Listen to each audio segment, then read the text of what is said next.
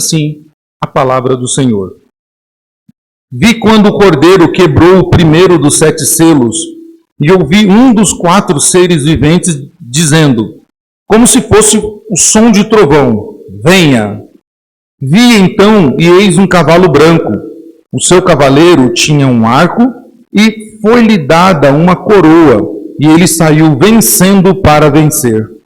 O segundo selo, quando o cordeiro quebrou o segundo selo, ouvi o segundo ser vivente dizendo, venha.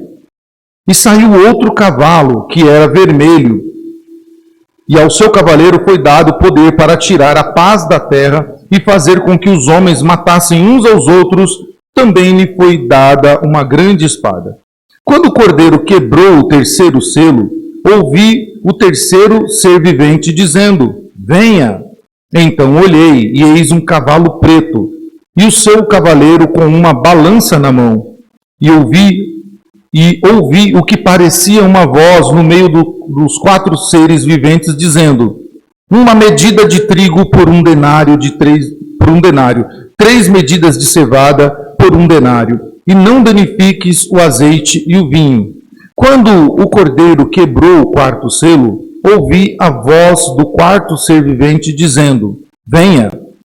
Então, e eis que um cavalo amarelo, o seu cavaleiro se chamava Morte, e o inferno estava seguindo, e lhes foi dada autoridade sobre a 4ª parte da terra para matar, a espada, pela fome, com a mortandade e por meio dos animais selvagens da terra. Quando o cordeiro quebrou o 5º selo, vi debaixo do altar as almas daqueles que tinham sido mortos por causa da palavra de Deus e por causa do testemunho que deram. Clamaram com voz forte, dizendo, até quando, ó soberano Senhor, santo e verdadeiro, não julgas, nem vingas o nosso sangue dos que habitam sobre a terra? Então a cada um deles foi dada uma veste branca, e lhes foi pedido que repousassem ainda por um pouco tempo, até que também se completasse o número dos seus conservos e seus irmãos que iam ser mortos como eles tinham sido. Vi quando o cordeiro quebrou o 6º selo, houve um grande terremoto, o sol se tornou negro como pano de saco feito de crina, a lua ficou toda vermelha como sangue, as estrelas do céu caíram sobre a terra como a figueira deixa cair os seus figos verdes quando sacudida por um vento forte. E o céu recolheu-se como um pergaminho quando se enrola. Então todos os montes e as ilhas foram movidas de seu lugar. Os reis da terra, os grandes, os comandantes, os ricos, os poderosos e todo escravo e todo livre se esconderam nas cavernas e nos penhascos dos montes.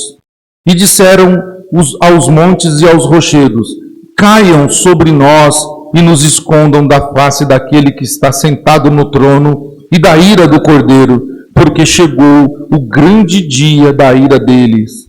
E quem poderá subsistir? Até aqui a palavra do Senhor. Meus irmãos, o problema do mal não é novo, não surgiu nos nossos dias. E não é de hoje que essa ascendência intrigante do mal tem ocupado a nossa mente, tem ocupado aí as páginas dos jornais e das revistas de todo ser que vive na terra. Desde a época dos apóstolos, ou um pouco mais atrás ainda, surge essa dúvida na alma dos cristãos. Se o reino de Deus foi iniciado em Cristo, por que os exércitos dos poderosos continuam vitoriosos? Por que eles continuam acumulando as suas conquistas? Você já deve ter se perguntado isso também. Se Cristo reina, se o reino dele foi iniciado, né, com a sua morte, por que então que os ímpios parecem prevalecer sobre os justos? Porque parece que quase que em toda a nossa vida o mal sempre se sobressai ao bem. Porque parece que as coisas erradas sempre estão em vantagem quanto às coisas que são boas. Por que o mal triunfa? Se o Evangelho de Deus declara o amor de Deus pelo mundo, Por que que o ódio tem dominado o coração das pessoas? Por que que a maldade na cabeça e no comportamento até mesmo penetra até mesmo no coração daqueles que se dizem cristãos, naqueles que se dizem do bem? Por que que o mal ele se prolifera de uma maneira tão grande que atinge até pessoas de bem? Se Cristo viveu, sofreu, morreu e ressuscitou, como de fato diz as Escrituras, para conquistar esta paz entre Deus e os homens e trazer ao coração da humanidade a paz de fato, e aos que creem de fato no nome de Cristo, trazer essa tranquilidade na alma, porque parece que o mundo não melhora, mas ele piora. Nos séculos passados, se achava que quanto mais se pregasse o Evangelho, mais o mundo melhoraria. Uma gama de homens intelectuais, teólogos de respeito, defendiam essa ideia de que o avanço do Evangelho faria com que o mundo melhorasse. Mas aí vieram duas grandes guerras, e fez com que este pensamento fosse sendo reduzido, fosse sendo revisto, porque o mal, ele não diminui, mas ele cresce cada vez mais, e ele impera até mesmo dentro dos nossos lares. E por que que isso acontece? Por que que essa indagação, que já era uma indagação lá dos filósofos, quanto à bondade de Deus e quanto à maldade, por que que essas coisas, por que que o mal impera, por que que o mal existe, mesmo tendo a ideia de um Deus bom? O problema do mal, ele vai exatamente contra aquilo que o homem mais deseja. E o que é que nós desejamos? A felicidade. Então, se o homem, na sua dimensão mais íntima e final, ele busca a felicidade, ou seja, Deus nos criou para isso, Deus nos criou para sermos felizes, Deus nos criou para que nós sempre busquemos o caminho da felicidade. Por que Deus então permite que o mal esteja entre nós? Por que que nós temos que conviver com o mal, não alguns dias, mas todos os dias? Por que que a presença do mal ainda é aceita por Deus? Por que que Deus permite? São perguntas que nós fazemos atualmente e faremos ainda por algum tempo. O problema do mal, ele clama por uma resposta no nosso coração, no coração do povo de Deus, que em sua maior parte não há respostas. Não há uma resposta objetiva para essa pergunta, se nós olharmos de uma forma humana. E nas Escrituras nós vemos isso em diversos personagens que se depararam com o mal, indagaram a Deus, não compreenderam o que estava acontecendo, e um deles diz que ele entendeu no dia que ele entrou no santuário do Senhor. Então ele entendeu por que que o ímpio parece levar vantagem, por que que o mal parece sobressair-se ao bem por um período. Apocalipse 6, João aqui nos apresenta um argumento definitivo da parte de Deus, na forma de 3 visões que podem nos ajudar a compreender este problema do mal. João aqui, na primeira parte, ele vai mostrar aqui a visão do horror na terra. Nos versículos 1 ao 8, João vai nos mostrar a visão de horror na terra, como essa terra está horrorosa. A seguir, João, ele tem uma visão e mostra a honra no céu. Ele tem uma visão da honra no céu. E por fim, João, ele tem a visão da hora do juízo. São 3 blocos de visão dentro dessa visão do capítulo 6 que João está tendo. Lembremos que o propósito das visões que João está tendo no livro do Apocalipse é para fortalecer a igreja, é para dar esperança à igreja de que nem tudo está perdido, de que o mal não vai triunfar, de que ainda que as forças do mal sejam ou parecem ser poderosíssimas, parecem até mesmo que estão levando alguns dos nossos irmãos à morte, como de fato narrou aqui. O livro do Apocalipse, o propósito dele é mostrar que Cristo reina, que o Senhor Deus é Deus sobre toda a terra, sobre toda a criação, e que o povo de Deus ele não terá um final ruim, não terá um final infeliz, mas o livro do Apocalipse termina de uma forma gloriosa, mostrando que o mal foi vencido, mostrando a destruição de todos aqueles que se opunham a Deus, mostrando a vitória do Cordeiro e mostrando então o deleite da igreja do Senhor para todo o sempre. A Bíblia, ela nunca se preocupou em negar a existência do mal, como de fato fazem alguns nos dias de hoje. Ela nos mostra até mesmo passagens dolorosas, passagens tristes, para que nós possamos entender que após o pecado, o mal, ele é algo que faz parte da vida da humanidade.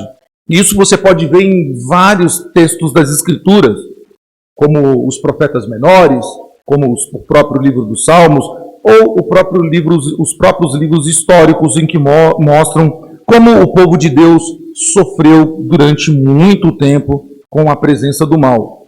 E Apocalipse 6, então, ele inicia mostrando essa visão de horror na terra. E aqui nós temos uma palavra sobre o mal. É isso que João tem aqui na primeira parte da sua visão, quando o Cordeiro quebra o primeiro selo dos livros e ele ouve essa voz de um dos seres viventes que diz para ele, ou convida ele para vir, e ele diz, venha, e ele vê então um cavalo branco e o seu cavaleiro com um arco na mão, e lhe foi dada uma coroa e saiu para vencer. Bom, apesar das muitas tentativas de uma parte da igreja em associar essa primeira visão, esse primeiro cavalo, esse primeiro cavaleiro, como sendo o anticristo, ela não condiz com a teologia reformada, não condiz com o que as escrituras nos falam. Por alguns detalhes. Primeiro que a cor branca aqui nunca foi atribuída ao mal, mas sempre foi atribuído à pureza, sempre foi atribuído à justiça, sempre foi atribuída a aquilo que está ligado às coisas de Deus. Então, esse primeiro cavaleiro aqui não pode ser o anticristo em hipótese alguma. Em hipótese alguma. Você pode procurar vários comentários reformados ou vários teólogos reformados que vão afirmar isso. Esta primeira visão aqui que o João tem deste primeiro selo quebrado e este cavaleiro branco que aparece com um arco na mão e dizendo que ele saiu para vencer, ou ele saiu vencendo para vencer. E também o mal, ele não vence. Então por aqui, por vestes brancas, por este cavaleiro saindo, vencendo para vencer, não pode ser atribuído a nenhuma espécie de mal. Mas se não é o mal, e não é de fato, quem está abrindo o livro é o Cordeiro, é Cristo. Então também não pode ser Cristo. Então quem seria este primeiro cavaleiro? Bom, é de comum acordo por muitos bons teólogos que defendem que este cavalo branco, este primeiro cavaleiro, né, ele, se não é Cristo, porque Cristo está abrindo de fato, e não é o mal, porque não há como colocar o anticristo nessa primeira visão, então este é aquele que representa Cristo, é quem representa o Senhor Jesus Cristo. E o entendimento que se tem aqui nesse primeiro cavaleiro é que o que está sendo visto por João aqui é o Evangelho.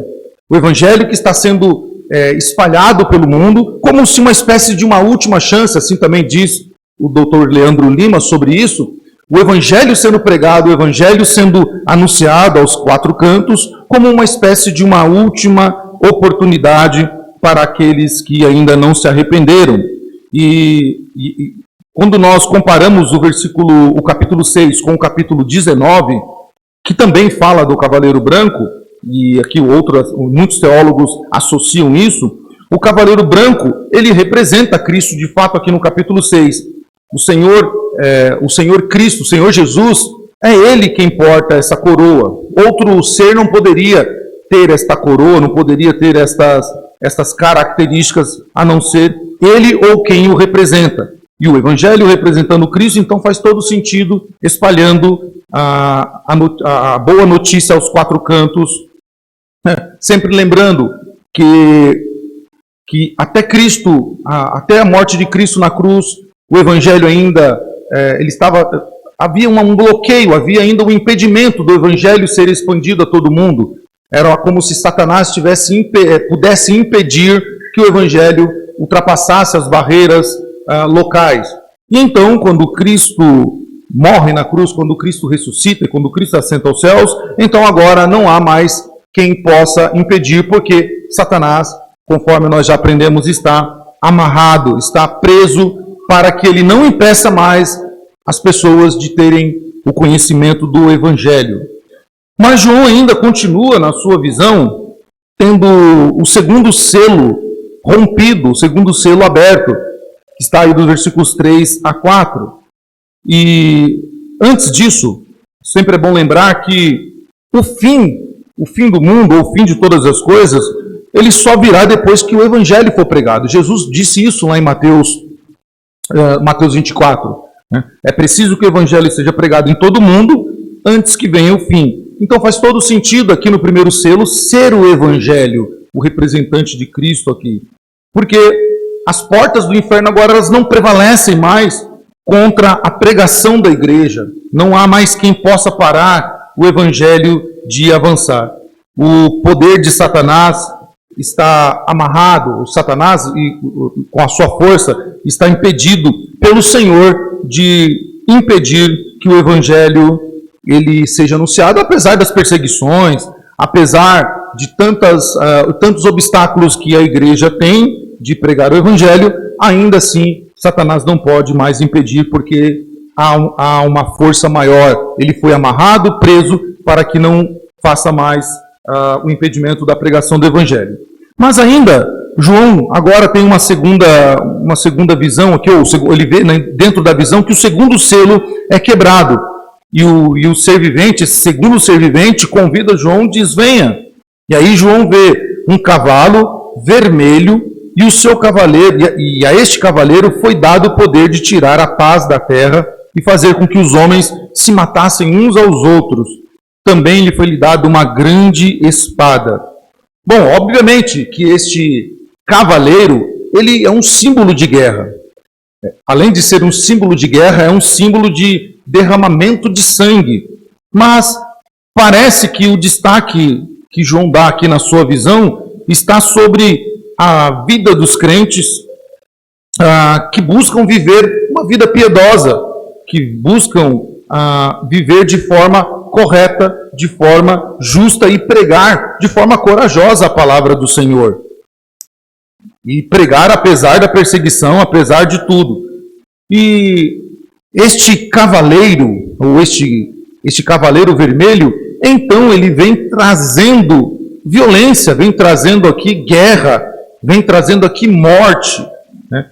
E apesar disso, nós vamos ver aqui ainda, que apesar desta onda desse cavaleiro e com toda a sua força de morte, a igreja ainda subsiste, ainda prega o Evangelho, ainda está de pé. E este cavaleiro, né, que tem esse símbolo muito forte, ele avança contra a igreja de Cristo com toda a força. E ele continua, aliás, a ideia aqui é que este cavaleiro tente de todas as formas eliminar de uma vez por todas aqueles que ainda resistem à pureza, à piedade e à justiça. E assim é a luta do bem contra o mal. Enquanto a igreja de Cristo estiver na terra, ela não terá paz. Nós temos repetidamente dizendo isso.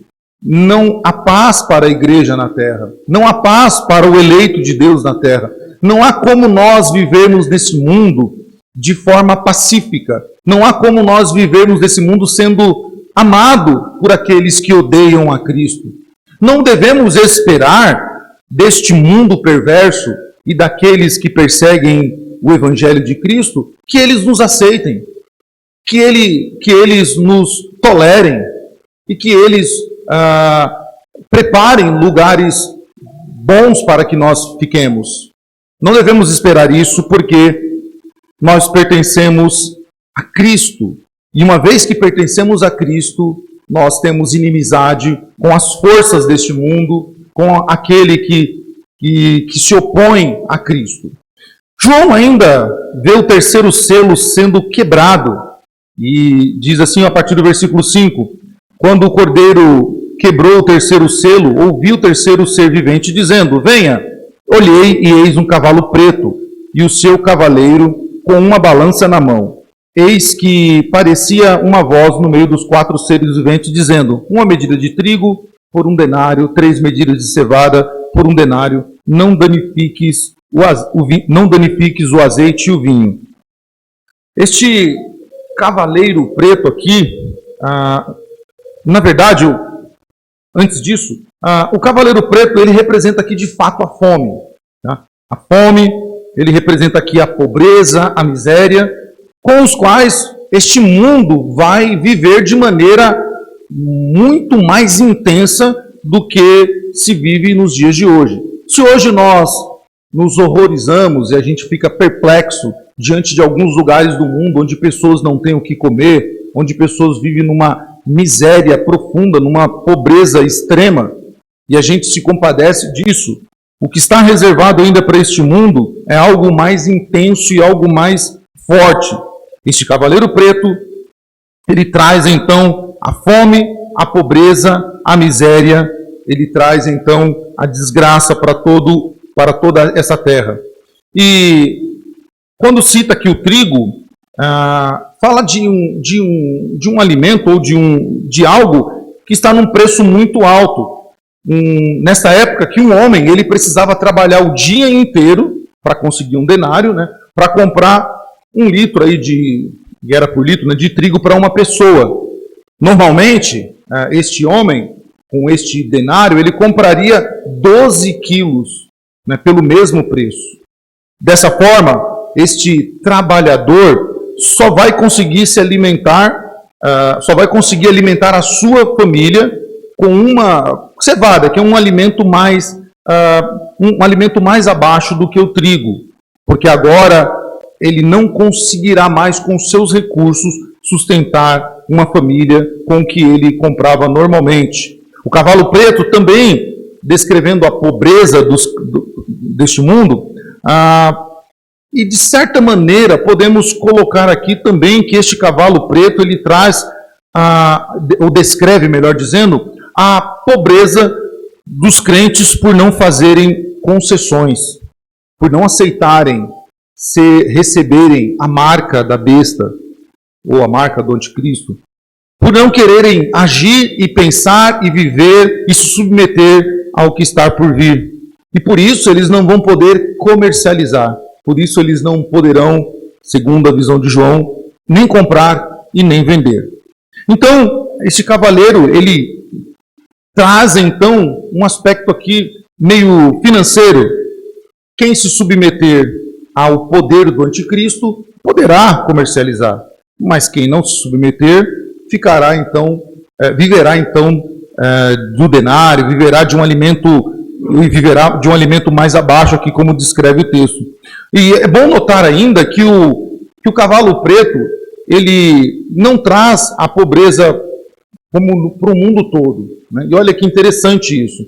A pobreza ela não atinge os opressores, não atinge os exploradores, não atinge aqueles que estão vivendo de acordo com os poderes do mal. Esses ainda continuarão tendo acesso ao azeite, ao vinho. Os produtos que João aqui descreve mostram que há algumas pessoas que viverão ainda uma vida abastada, tá? Ainda viverão uma vida meio que luxuosa. Por quê? Porque os ricos sempre sabem garantir os seus recursos e sabem como garantir isso. Enquanto o restante da população passa fome ou tem as suas privações. No mesmo mundo que reina a fome ou que reina a pobreza, também reina o esbanjamento, também reina o luxo, reina a desigualdade social. E aqui, neste selo aberto, vai deflagrar isso de uma maneira mais complexa e uma maneira mais total. porque haverá pessoas que realmente vão viver de uma pobreza maior, uma pobreza mais profunda, por não submeterem à governança, por não submeterem ao regime, às leis deste mundo. João, então, agora vê mais um selo sendo rompido, ou sendo aberto. O quarto selo, João tem esta visão. Quando o cordeiro quebrou o quarto selo, ouvi a voz do quarto ser vivente dizendo: venha. E então vi um cavalo amarelo, e o seu cavaleiro se chamava Morte, e o Inferno estava seguindo. Então ele se chamava Morte, e o Inferno vinha seguindo. E a ele foi dada autoridade sobre a quarta parte da terra para matar a espada pela fome, com a mortandade e por meio dos animais selváticos. A figura da morte no mundo, né? A figura da morte no mundo, ela é muito... ela nos apavora, ela nos aterroriza. Ninguém gosta de falar da morte. Então, a figura da morte que João traz aqui nos mostra como será terrível este momento. O mundo dos mortos, ou a morte que esse mundo vai viver, não é simplesmente uma separação do corpo de um crente, por exemplo, que sabe que não é o seu fim ali, aquela morte. Não é apenas uma morte como nós convivemos nos dias de hoje, mas o que esse mundo vai viver aqui é um tempo de muita mortandade, acompanhada de muito sofrimento, acompanhada de um terror profundo. E este cavaleiro, que se chama Morte aqui, ele vai trazer aqui, diz o texto, junto com ele não vem só sofrimento, vem o inferno. Né? E aqui alguns comentaristas entendem que aqui ele está descrevendo aqui o mundo dos mortos, ou seja, ele está trazendo aqui um aspecto meio fúnebre, um aspecto de terror, um aspecto de um ambiente totalmente contrário à vida. A morte, ela pede passagem quando este selo é aberto, quando este selo é rompido. E então, a vida, ela vai ser perseguida. A vida vai valer muito para aqueles que não submeterem ao governo deste mundo e não submeterem ao regime deste mundo. A vida vai valer muito para aqueles que desprezaram, para aqueles que recusaram viver a sua vida em Cristo.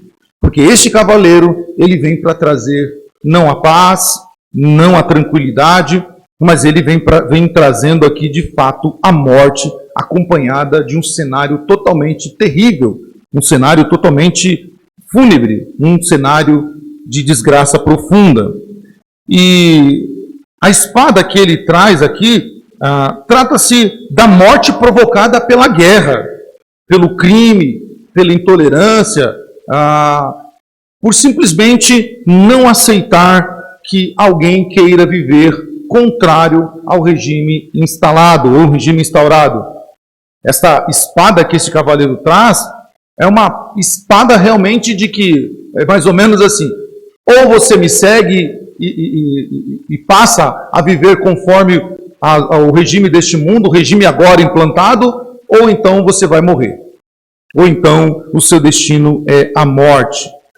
E acompanhado disso, nós veremos então a fome como o produto da guerra, o produto dos exploradores. Uma vez que a morte agora está vindo de uma forma forte, de uma forma violenta, é normal que se venha também outras coisas acompanhadas com ela, como, por exemplo, a fome. Mas João ainda tem aqui uma visão de mais um selo sendo rompido. João tem aqui uma visão de que agora o cordeiro, ele rompe o quinto selo. E este quinto selo, ele traz algo muito interessante que gostaria que você acompanhasse. Este quinto selo sendo aberto a partir do versículo 9. Porque agora até aqui, até o quarto selo, João ele nos trouxe o horror na terra. E como é que está a terra? Na terra está a fome, a desgraça, a guerra, a perseguição. E agora João ele traz uma visão de honra no céu. E este quinto selo diz assim: quando o cordeiro quebrou o quinto selo, vi debaixo do altar as almas daqueles que tinham sido mortos por causa da palavra de Deus e por causa do testemunho que deram. Clamaram com voz forte, dizendo: Até quando, Senhor, até quando, ó soberano Senhor, santo e verdadeiro, não julgas nem vingas o nosso sangue dos que habitam sobre toda a terra? E a cada um deles foi dada uma veste branca, e lhes foi pedido que repousassem ainda por um pouco de tempo, até que se completasse o número dos seus conservos e dos seus irmãos que iam ser mortos como eles tinham sido. Com a abertura deste quinto selo, o cenário muda agora. Agora, João passa da terra, dos horrores da terra, do cenário catastrófico que está vivendo aqui na terra, agora ele passa para o cenário glorioso de honra que é o céu. Essa visão de João é para nos ensinar, para nos exortar e para nos fazer entender e viver a vida que é no céu, aqui na terra. O que João está tentando mostrar para nós aqui, através dessa visão dada pelo Senhor? Que nós devemos viver a nossa vida aqui na terra, apesar dos pesares, apesar do cenário, apesar de todas as coisas que acontecem contrárias ao bem, nós devemos viver a vida aqui na terra como se fosse no céu, como se nós estivéssemos de fato no céu. O apóstolo não quer que os nossos olhos estejam fixos aqui na terra, mas na honra que há no céu. E é essa a ideia do Senhor ao trazer João para essa visão. Notem que ele já fez isso. Quando João, até o capítulo 3, tem a visão da terra, tem a visão da igreja na terra. Mas no capítulo 4, o Senhor Deus muda a visão de João e agora João tem a visão celeste. A visão de um trono, de um rei que está sentado no trono, de alguém que recebe adoração eterna, cercado pela igreja de todos os tempos. E aqui, a visão que está sendo dada a João é para que realmente há esta mudança de olhar. Que não se olhe mais para as desgraças na terra, mas a honra que há no céu. Este é um consolo para o cristão. Irmãos, todas as vezes que nós olharmos para as fatalidades da vida, para os horrores da sociedade que vivemos, todas as vezes que nós ficarmos com o nosso coração conturbado e preocupado com a violência que há neste mundo, com as injustiças que ocorrem, com os governos corruptos que nos governam, com tudo que há de mais ruim, o nosso olhar ele vai ficar sempre aqui e o nosso coração será contaminado por isso. Mas, se nós pegarmos o nosso olhar e transferi-lo para o céu, onde o rei reina, e do seu trono ele governa todas as coisas, e não há nada e que não esteja sobre o seu domínio, o nosso coração também passará por uma transformação. Nós não nos preocuparemos mais com as coisas que acontecem neste mundo, com quem vai governar, com as injustiças, com as fatalidades, com o avanço do mal, porque nós entenderemos e passaremos a compreender de forma gloriosa que nós não pertencemos a este mundo, portanto, nós não devemos preocupar com o que acontece neste mundo. João tem a sua visão mudada, a sua visão transferida. Este deveria ser um consolo para nós. Essa palavra deveria ser um consolo para nós, essa visão que João está tendo aqui. Por quê? Porque nos mostra que o povo de Deus, após a sua morte, desfruta da presença de Deus. Foi isso que nós lemos aqui no nessa visão de João, do quinto selo sendo aberto. Esse quinto selo deveria trazer consolo para nós, deveria encher o nosso coração de alegria, porque após a morte, é certo, é fato, é algo mais que certo, se é que existe o mais que certo, nós desfrutaremos da presença de Deus. Essas pessoas que foram mortas, mas ainda não ressuscitaram, da qual o quinto selo diz, elas estão desfrutando de algo glorioso, de algo magnífico, que é estar na presença de Deus. Essas almas sobrevivem sem o seu corpo, mas estão conscientes. Elas não estão dormindo por um período de tempo, elas não foram aniquiladas, elas não estão numa espécie de purgatório, mas elas estão ali conscientes e elas estão lúcidas e estão vivas, desfrutando da presença de Deus. Elas ainda não estão no céu, fato. Ainda não estão no paraíso eterno. Tá? Mas, de alguma forma que eu e você não conseguimos entender, elas estão com Deus. De uma forma inexplicável. Elas não estão no céu, destinado para os eleitos de Deus. Não estão no paraíso eterno, mas, de uma forma inexplicável, estão com Deus. Essa é a nossa gloriosa convicção. Morrer para nós não é ir para um caixão, para um cemitério e deixar de existir. Não é tirar um sono até que alguém vai lá e nos acorde. Morrer para nós é estar com Cristo. Morrer para nós é ter a certeza de que nós, ao fecharmos os nossos olhos neste mundo, nós abriremos diante do nosso Senhor, diante do Cordeiro, que foi digno de abrir o livro e desatar os selos. Morrer para nós é entrar na posse do reino. A morte, ela não nos separa de Deus. E é por isso que essas testemunhas estão diante de Deus, clamando a Deus, clamando ao Senhor, para que o Senhor as vingue. E para nós também há certeza de que o povo de Deus, ele também não é poupado dos sofrimentos e nem muito menos do martírio. Lendo o abrir desse selo, nós podemos ter essa convicção de que nós não seremos poupados dos sofrimentos. Então, por mais que nós oremos, Senhor, nos livre do sofrimento, Senhor, nos guarda do sofrimento, me ajude a não sofrer.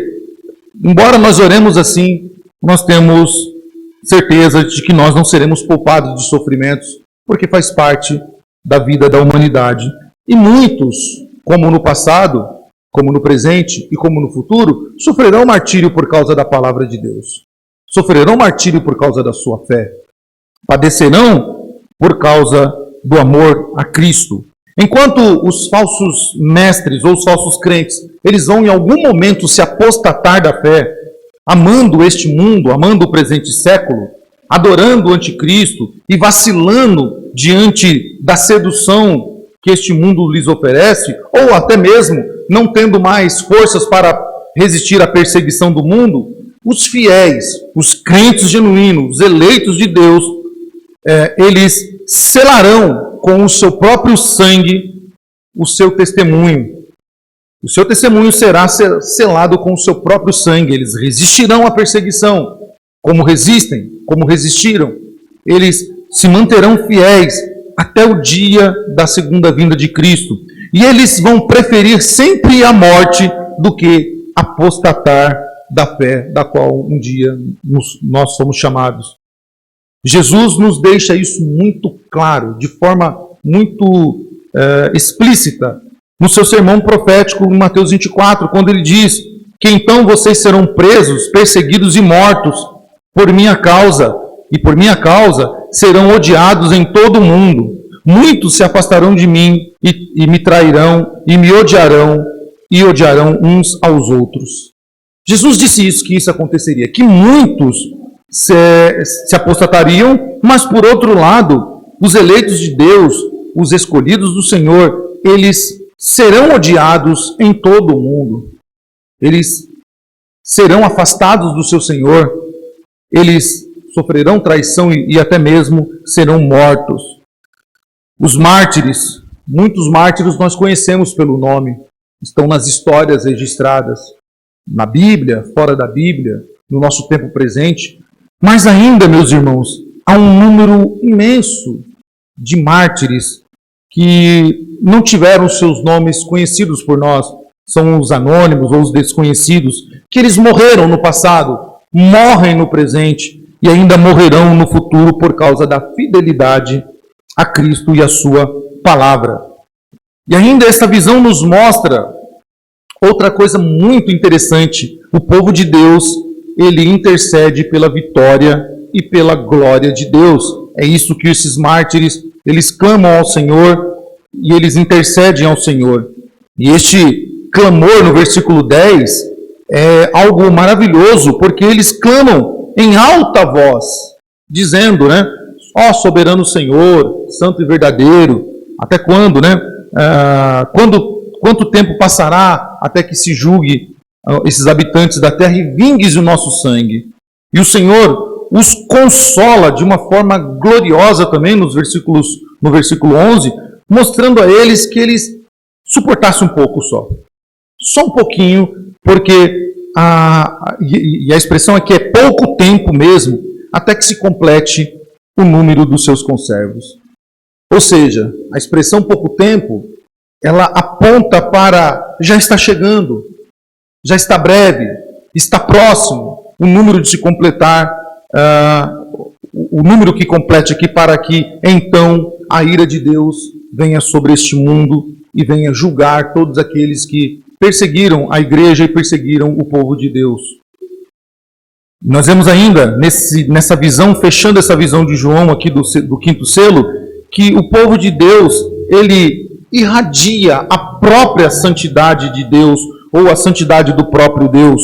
Quando eles clamam, eles apontam para a santidade de Deus, para aquilo que realmente preocupa o povo de Deus, que deve ser o quê? O avanço do evangelho do reino, o avanço do conhecimento de quem é Deus.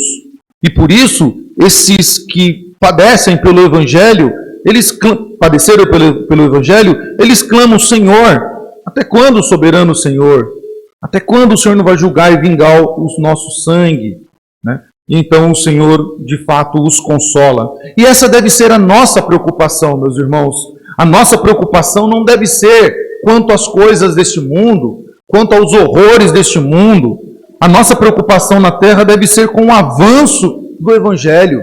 Deve ser de que forma nós podemos pregar o Evangelho em todo o tempo, de que forma nós podemos anunciar o reino de Deus, de que maneira nós podemos fazer para que o Evangelho seja conhecido do meu vizinho, do morador da minha rua, do meu companheiro de trabalho, das pessoas que eu conheço no dia a dia. De que forma eu posso fazer para que este pouco tempo se torne o tempo?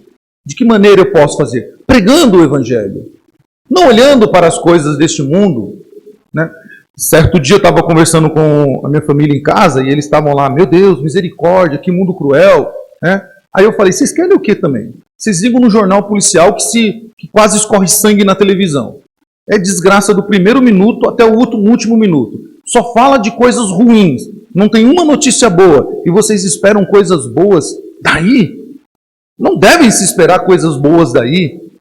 Nós devemos entender que o nosso bem maior, a nossa preocupação maior está com aquilo que as Escrituras de fato nos dizem, o que elas nos transmitem. Não devemos nos preocupar, não estou dizendo que nós devemos nos preocupar se viver alheio a isso, mas a nossa preocupação, a nossa paz não pode ser tirada pelas mazelas deste mundo, mas pelo Senhor que consola a sua igreja, pelo Senhor que aqui dá a João, dizendo a esses mártires que calma, está chegando o tempo. E é um pouco de tempo só. O número está se completando, meus irmãos. E este texto foi escrito no ano 90 da era cristã. Já se passaram aí quase 2000 anos. Então, se falta um pouco de tempo, faltava um pouco de tempo lá, esse tempo está muito mais próximo agora. João, então, agora tem, no versículo 11, da qual nós vemos, destacada a soberania de Deus de forma esplêndida. Quando o Senhor Deus diz a esses mártires que o tempo está chegando, ou seja, o Senhor controla o tempo. O Senhor controla as ações. Nada está alheio ao olhar deste Deus soberano. Ele tem o controle de tudo em suas mãos. Ele sabe quem são as suas ovelhas. Por isso ele diz: só mais um pouco de tempo, porque ainda tem ovelhas que ele conhece, que ele sabe quem são, que ele sabe onde estão e por isso ele é o bom pastor que vai atrás das suas ovelhas. Irmãos, ainda há uma última, dentro dessa visão, o sexto selo agora é aberto, fechando o capítulo 6. E agora, João tem a visão da hora do juízo. Então, João, ele teve a visão do olhar de horror na terra, a visão de honra no céu. E agora, João tem a visão da hora do juízo, destacada aí nos versículos 12 a 17. Bom, como eu disse, a abertura do selo, ela antecipa um pouco do que será os dias do fim, quando as portas, ou quando aquele que ainda impede a manifestação do mal for retirado. Será então dias terríveis, será o dia da ira do Cordeiro. O sexto selo, ele introduz o dia do juízo de Deus.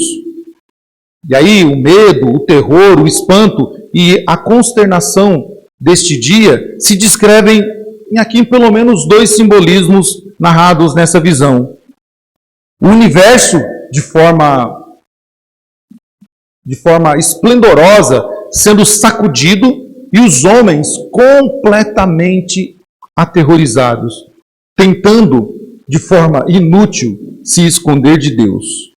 Isso está narrado aqui. Então, o que acontece aqui nesse sexto selo? O universo primeiro será abalado. Olha o que diz o versículo 12. Quando o Cordeiro quebrou o sexto selo, houve um grande terremoto. O sol se tornou negro como pano de saco feito de crina. A lua se tornou toda vermelha como sangue. As estrelas do céu caíram sobre a terra como a figueira deixa cair os seus figos verdes quando sacudida por um vento forte. O céu recolheu-se como um pergaminho quando se enrola. Então todos os montes e ilhas foram removidos dos seus lugares. Com tudo isso, irmãos, será exatamente, ou é até difícil de se afirmar. O que nós sabemos é que toda a criação, ou todo o universo, será abalado. Sol, lua, estrelas, céus, ilhas, montes, as vigas de sustentação do universo vão se desintegrar diante da ira do Cordeiro, diante da ira de Deus. A criação vai sofrer uma espécie de mudança no seu formato diante do que está para acontecer. Os céus vão se desfazer em grande estrondo. Haverá muita cinza e fumaça, e esse cinza e fumaça aponta para algo que está sendo destruído, algo que está sendo desintegrado, algo que está sendo desfeito, e também traz um simbolismo de escuridão na terra. O sol e a lua passarão por transformações, e este quadro simbólico de terror no dia do juízo, esse simbolismo inteiro nos ensina uma só coisa, nos ensina uma lição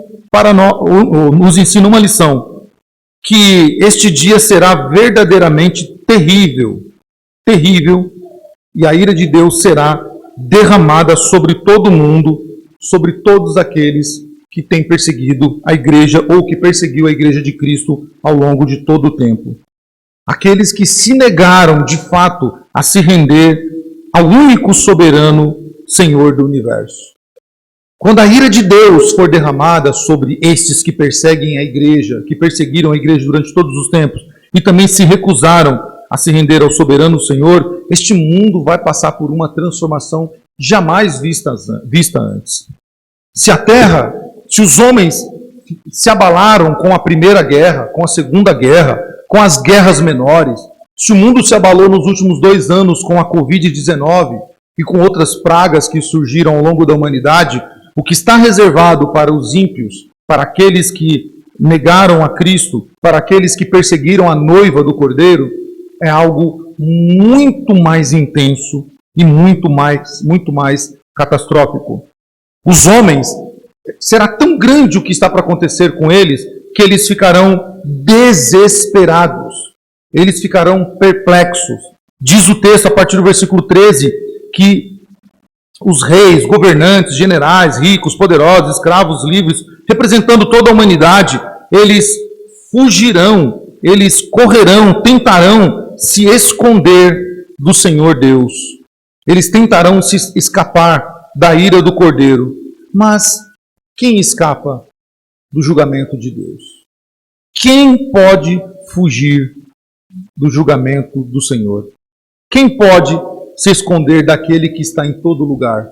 Daquele da qual o salmista, no Salmo 139, diz: se colocar uma cama no profundo mar, lá o Senhor está. Se ele elevar os seus aposentos para mais alta extremidade, para mais a altura, né, para mais alto que seja, o Senhor também lá está.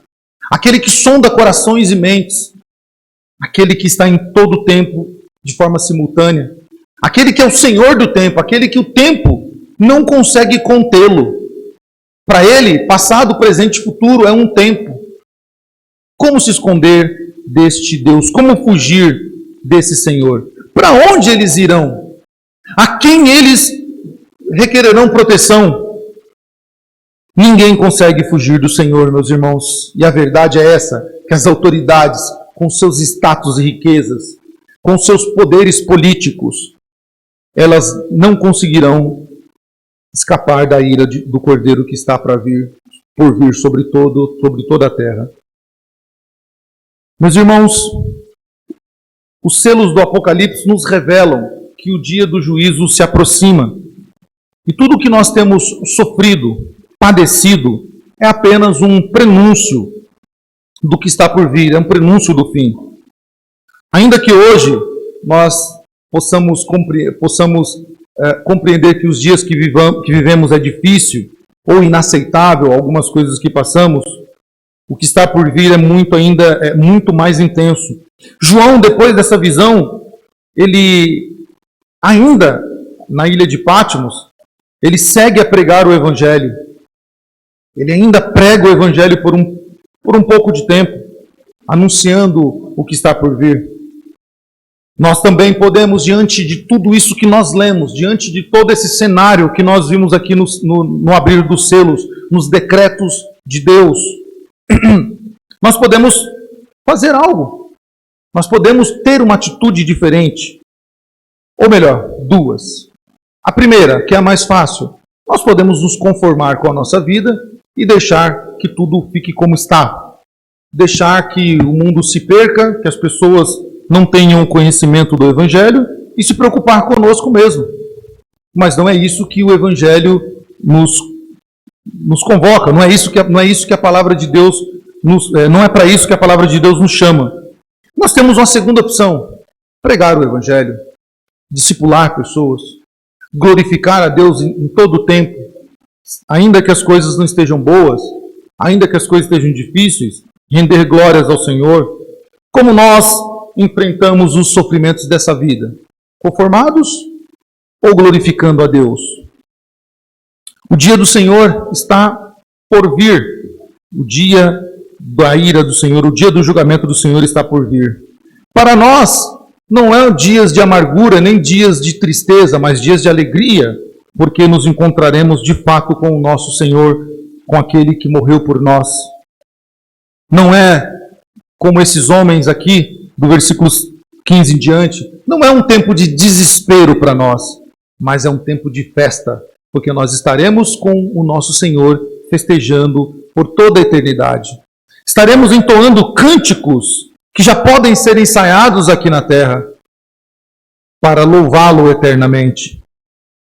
Os sofrimentos dessa vida, meus irmãos, só faz sentido para uma pessoa quando ela entende que os sofrimentos que nós sofremos, devemos sofrê-los por amor a Deus, por amor ao seu Filho Jesus Cristo, que morreu por nós na cruz e que transformou a nossa vida e que mudou o nosso coração e que nos chamou das trevas para a luz e nos fez ovelhas do seu pasto e destinou a nós não um futuro de trevas, não um futuro de pavor e pânico, não um futuro incerto, mas ele morreu na cruz para que a ira destinada a esses homens dos selos que foram abertos não caiam sobre nós, sobre os seus eleitos.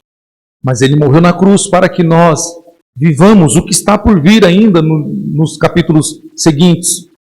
e que já foi descrito um pouquinho no capítulo 4, que nós desfrutemos de uma vida eterna, gloriosa, ao lado daquele que de dia e de noite é adorado pelos anjos, pelos anciãos e por todos os seres viventes, com uma canção que é sucesso no céu.